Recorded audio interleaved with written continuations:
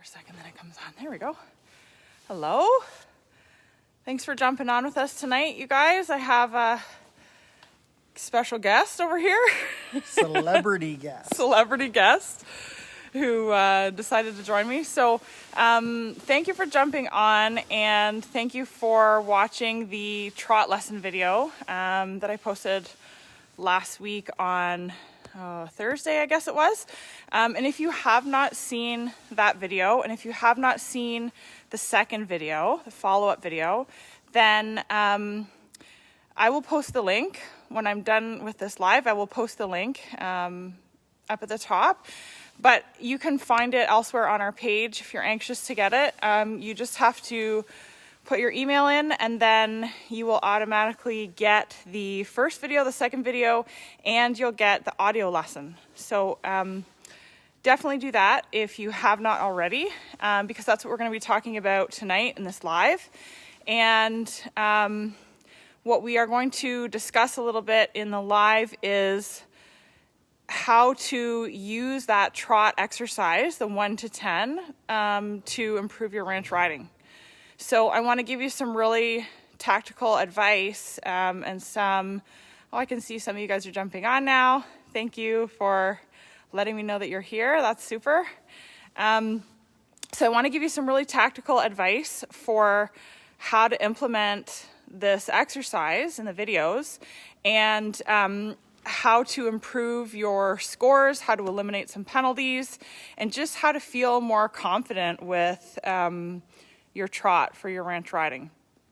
So that's what I'm going to discuss. If you have questions, please type them in the comments, and when I see them pop up, or when I'm done chatting a little bit, I will have Jesse probably answer those questions, I guess. So definitely let us know what your questions are, and if you have questions as I'm going along, just drop them in here. I will make sure that they get answered either live or afterwards in the comments. Okay? So I just want to explain first of all what we see a lot of the time in the show pen period, not just in the ranch riding, but in the show pen. And it's kind of interesting. Most people, when they show, they think they're going a lot faster than they actually are. What percentage would you say? Oh, at least 80%. At least 80%. Most people think that they are going faster in the show pen than they really are. And it's always funny. Hi, Christine. Yeah, happy Saturday night. It's really interesting because when a rider comes out of the pen and watches their video, a lot of times they'll say, oh, I really thought that I was going faster than that. And you'll lose a little bit of that speed on the video, but most people, like Jesse said, probably 80% of people will go slower when they're in the pen than they realize. And then, I guess it's got to be more than 80%. And then there is a very small percentage who get into the show pen and go way faster than they have ever gone when they're practicing, and they're going faster than they think. So there's a whole bunch of reasons why this trot exercise that you've now watched the videos for, hopefully, is going to be able to help to kind of stabilize what speed you're going at so that you can feel really confident there. So I'm kind of assuming that if you're watching this, that you have maybe at least seen a ranch riding pattern, if not been a competitor in the ranch riding. And what you're asked to do in the ranch riding, there's a trot in the ranch riding, and there's an extended trot in the ranch riding. And if you look at those videos, the trot lesson video, you know that we probably have 10 speeds. That's kind of the goal, is to get to about 10 speeds within the trot. And if we are going to have a trot, a pleasing to the eye trot that meets all of the expectations of the judge, we need to have a trot that is covering ground. We need to have a trot that looks comfortable, like you could ride it all day long, and looks suitable for working on a ranch, right? So that means you're not going to do your 1 or 2 out of 10 as your trot in the ranch riding. Okay, and that's where I see a lot of people think that they need to go really, really slow, or that they need to be, riding like a pleasure horse in the trot part of the ranch riding. And that's not the case. We want to have, if you look at that video, we want to have more like probably a 5 out of 10 as our trot. And then we want to have closer to probably a 9 out of 10 for our extended trot. Okay, so that's the first thing that I want you to take away, is that the trot, what we're looking for in the ranch riding, the trot is not going to be showing the slowest possible jog you can do and the fastest possible trot that you can do. It's showing kind of that medium, comfortable, like I'm jogging down the path trot, to like almost like a running trot, really covering ground, stretching out. Okay, so that's the first thing. You don't want to go super, super slow, and you're not going from a 1 to a 10. You're going from like probably a 5 to, I'm going to say, a 9 or a 9.5, because 10 should be where your horse is trying to break into the lope, and we don't want to be incurring break of gait penalties. Okay, so the second part of that is that each horse is going to look better at a little bit different speed. Okay, so you have to figure out, not only do you have to establish a 1 out of 10, a 2 out of 10, a 3 out of 10, a 4 out of 10, you have to establish each one of these speeds within the trot. You also have to figure out which one of these is the most flattering for my horse.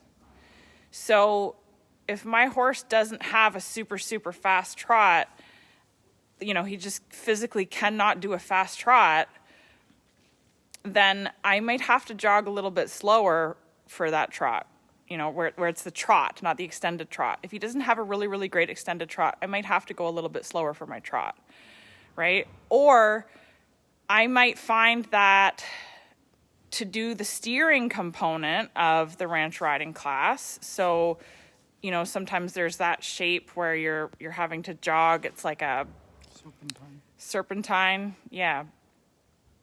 When you're doing that serpentine, your horse may look better, may present better at like a 4 or a 5.5 or a 6. Do you know what I'm saying? You need to really get used to where your horse looks best on the straightaway, doing the serpentine, over the poles, all that kind of stuff. And then you need to get used to where your horse looks best in the extended trot as well. So I'm saying a 5 and a 10, but that might vary a little bit from horse to horse, okay? And that's where you want to video, you want to have some eyes on the ground, whether it's a coach or it's a horse person that you really respect, somebody who can tell you where, or some way to figure out where your horse looks best, what speeds your horse looks best. Okay, and the key to that part is that it has to be where your horse looks best and not where you are most comfortable. Okay, because that's where we see people go wrong a little bit, is they get thinking, yep, this is where I feel comfortable going slower, and this is where I feel comfortable going faster, and it doesn't always match up with what is going to be the best for that horse.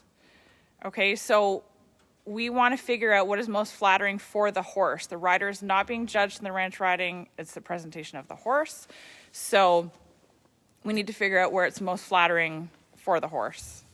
Did you have something that you wanted to add there? Well, it's a horse show. Show your horse. It's a horse show, show your horse. Groundbreaking information here. Okay. Deep thoughts. Okay, and then the third point that I want to bring up is that you also need to practice that transition from, let's say you're doing a 5 and you're doing a 9, you also need to practice that transition from the 5 to the 9. Okay, so let's say we're doing ranch riding pattern 1, where you enter at the walk, you trot, it's about halfway down the long side, and then you transition to the extended trot. It's not a really long time that you have in the trot or in the extended trot. So you need to make sure that you have a consistent speed for your entire trot. and then you have a consistent speed for your entire extended trot, and that the transition from the trot to the extended trot happens within a few strides. So that sounds really simple, but that is a place where a lot of people either, just don't quite nail or lose the opportunity for credit. So what you want to practice is you want to figure out where your horse looks best. Let's say it's a 5 and a 9. And then you want to practice going from 5 to 9. Okay, this isn't going to make any sense if you haven't seen these videos, so I hope you've watched these videos. You want to practice going from a 5 to a 9 in the shortest amount of time that you possibly can, hopefully within a few strides. And then you want to practice also from the 9 to the 5 in the shortest amount of time that you possibly can, without doing a whole lot of bumping on your horse's face or, there's a lot of times where the rider's body gets kind of moved around. You want to really make sure that you are nailing that transition and that your horse is super confident in what speed you are asking them to do. Okay, so it cannot be just we're going slow and now we're going to go faster. It has to be that your body is giving the horse the rhythm of the trot, okay, or the slower speed, and the extended trot. So your whole body, your whole rhythm is saying, I want you to go at this speed. I want you to go at this speed. Okay, you're going to be giving them that cue that it's going to make them feel like following that rhythm that you want. And they're going to be super confident when you go from your 5 to your 9, knowing that they're staying in the 2-beat gait, knowing that they're staying in the trot, and not thinking, oh, we're speeding up, maybe I should be loping now.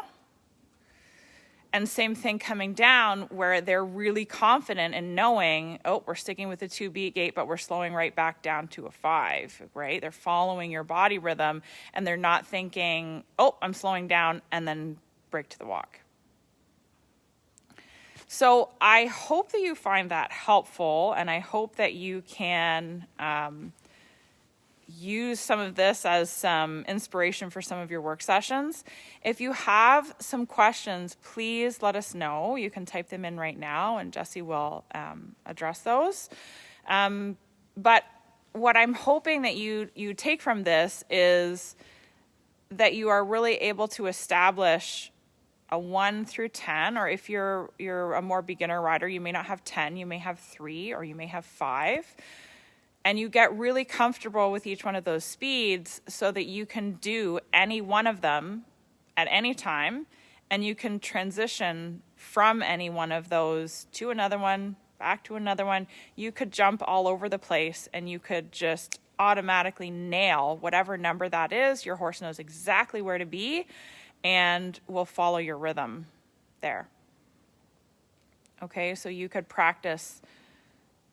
First of all, practice getting those speeds. Second, practice where does my horse look best. Take some video, get some eyes on the ground, get somebody to help you figure out exactly where your horse looks best, not where you are most comfortable.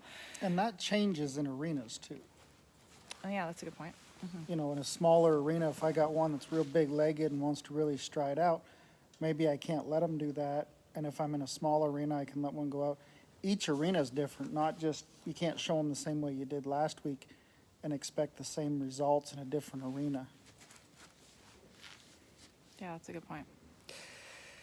So get really comfortable at home with each one of those numbers. And then if you get to the show pen and you can't go from your 5 to your 9, you have to go from a 4 to 8, then it's no big deal. If you have a smaller arena or something. Smaller arena, different footing. Some horses are a little unsettled in indoor pens or outdoor pens, or there's so many variables to that, but you got to figure it out every time you go show. Where does that horse sit the best? Mm-hmm. Rose is saying that she finds it trickier to slow it down without going into a walk. She guesses it's a lot of practice. Yeah. Do you want to talk about that? Biggest problem most people will come into there is they think of it as slowing down, like hitting the brakes of a car. And you're not just slowing down, you have to stay in that rhythm. So instead of taking your body, sitting down in that saddle and go, I'm going to slow this down, you need to come down in that saddle into that rhythm that is that slower jog. And a lot of times the brain, our human brain, kind of tells us, you know, hey, we got to slow down, and we just grip them, we kind of take hold of their faces, and we slow them down, but we're not telling them where to go to. So if your hips stay going, let's say at a 4, to slow them down, they'll come back down to you. You have to trust them a little bit.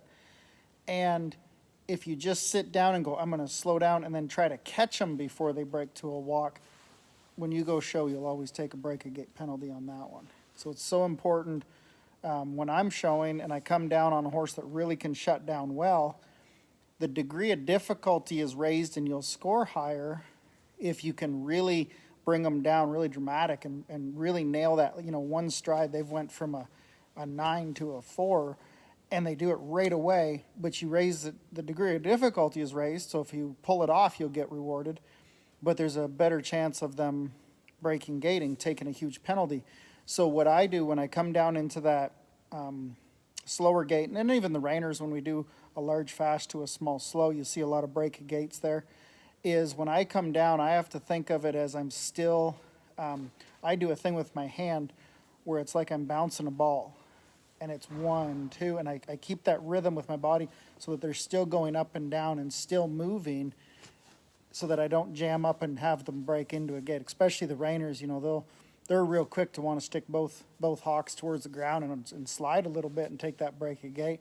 So I need to keep them off the ground as I come into that slow maneuver. And it's a very common one. If you're going to take a break a gate, that's where it's going to usually kick you. When you speed up, obviously people will speed them up and they chase them and they get a lope departure because they've chased them too fast. And the same problem, they haven't told them where to go to that 9. And then on the break a gate, if somebody says, let's say I didn't see the pattern, and they say, oh, I broke gate, I mean, I don't bet a lot, but I bet when I win, and I'll put it that's where they're going to break gate, is that coming down in that transition. It just happens so often there. Yeah, and I think the other part of that, like Rose, where you're saying you find it trickier to slow it down, and where you said, like, it's kind of like a car, I think the other part of the slowdown is that it doesn't always mean taking your leg off. That a lot of times, if you're using your leg to push your horse forward, even if you're just using your leg in that rhythm, you're not really kicking or squeezing or telling them to go faster. If you take your leg off entirely, for a lot of horses, especially the reiners, they think that means shut down. So when you do your slow down, it actually needs to be, your leg is actually still going to be on, pushing your horse forward. It's just coming on in a slower rhythm. So it's not like I want to go faster, so my leg is on. I want to go slower, so I take my leg off. It's, I want to go faster, I'm going to use my leg in this rhythm. I want to go faster than that, I'm going to use my leg in that rhythm. I want to go slower, I'm going to use my leg back in this rhythm. So your leg actually stays on, pushing your horse forward through that downward transition. And that's, as Jesse said, it's counterintuitive. We're used to with vehicles where we take our foot off the gas and then we push on the brake. And that's where we incur a lot of penalties in the ranch riding. Okay, I hope that you guys found that helpful and that you maybe grabbed some tidbits there. And thank you again for joining us. If you have not received your videos, then you can, I will add that link when I finish up with this live. I will add that link up in the description for this post so that you can get those right away. And the other thing that I'm going to do is on Wednesday, I went live and talked about using this exercise, the trot rhythm exercise, for a lazy horse. And on Wednesday, this coming Wednesday, I'm going to discuss a little bit more specifically what we're doing with our body to create the rhythm. So what each part of our body is doing to help create that rhythm that we want the horse to follow. So if you are able to join me on Wednesday at 7 p.m., then definitely jump on there. And if you have more questions, you can leave them for me and I will make sure that they get addressed. And if you cannot If you cannot meet us there, see a couple of people have some comments in here, so I'll get to those in 1 second. Then I am going to put all of those together. I'm going to put all of those lives together after Wednesday, and I will send that out in an email. So that will go out to our email list. So if you have signed up for the videos, you will get that automatically. If you have not signed up for the videos, then go ahead and sign up for that. And then on probably Thursday or Friday, whenever I can get these videos all uploaded, I will send out an email so that you have these 3 additional coaching sessions in your inbox, so that if you're not riding right now, you have them saved there and you can refer back to them. You can look at the video, then you can watch one of these lives, and you can pull whatever information out of them that suits you. So we have, Rose says, makes sense. Good. Awesome. Anne says, it's called a horse show. Words of wisdom. It seems simple, but everybody forgets that. They want to put on a fancy shirt with sparkles and forget it's a horse show, not a people show. Oh, boy. Okay, don't encourage a man. Leanne, do you have a question, or you're just saying hey? And Christine, you are going to, you'll be at some of our clinics. Awesome. And Wednesday. Super. Okay, thank you for joining us on this wild Saturday night during lockdown. Hope to see you back on Wednesday, and if you can't join me on Wednesday, then I will send you all of these videos so that you have a nice collection of things to work on. Just saying hi. Okay, hi, bye, Leanne. Looking forward to riding when it quits storming and warms up. Yeah, no kidding. Everybody. Yeah, it's pretty miserable. It's pretty miserable right now. It's a little chilly today. Yeah. Okay. Thank you for joining us, you guys. We will see you. So Tuesday night, we have the Q&A. Okay. Yeah. So we'll answer a question. If you have a question, then you can submit that. And then Wednesday, we'll be back on to do the follow-up for the trot exercise. Okay. Thanks for joining us. Good night. Have a good night.